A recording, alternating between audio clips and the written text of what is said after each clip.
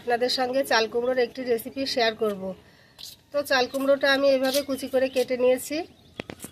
চুলোয় কড়াই বসিয়ে দিয়েছি, কড়াইটা গরম হয়ে গেছে। এখন তেল দিয়ে দেব।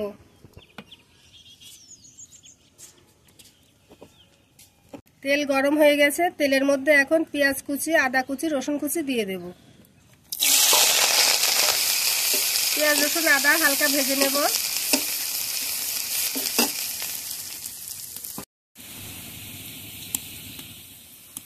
পেঁয়াজ রসুন হালকা ভেজে নিয়েছি, চাল কুমড়োটা ঢেলে দেব।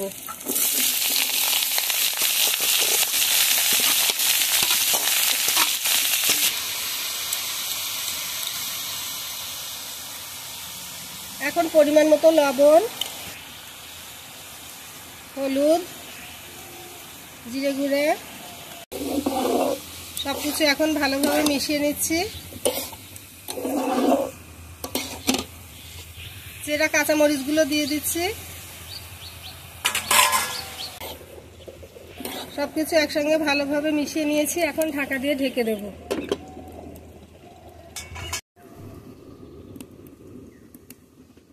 ঢাকাটা খুলে নাড়িয়ে নেব।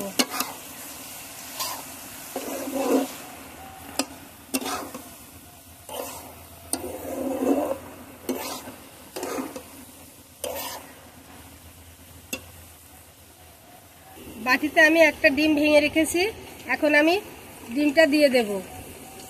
আপনারা চাইলে দুটো তিনটে ডিম দিয়েও ভাজতে পারেন, আমি আজকে একটা ডিমই দেব।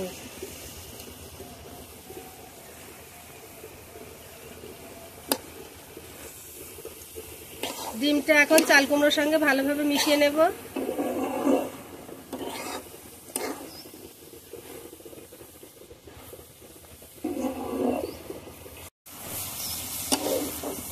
আপনারা চাল কুমড়ো আর ডিম দিয়ে একবার এভাবে ভেজে খেয়ে দেখবেন, এতে অসাধারণ লাগে।